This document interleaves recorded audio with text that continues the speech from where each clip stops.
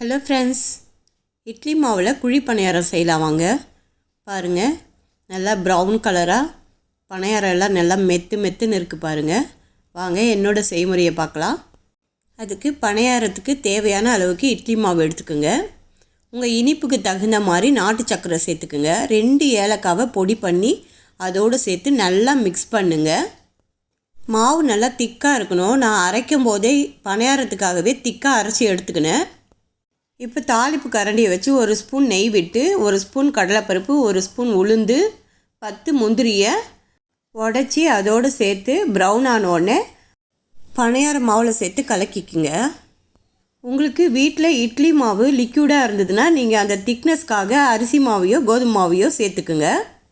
பணியார மாவு இந்த மாதிரி திக்காக இருக்கணும். பணியாரக்கல் சூடானதும் எல்லா குழிக்குள்ளேயும் நெய் சேர்த்துக்குங்க.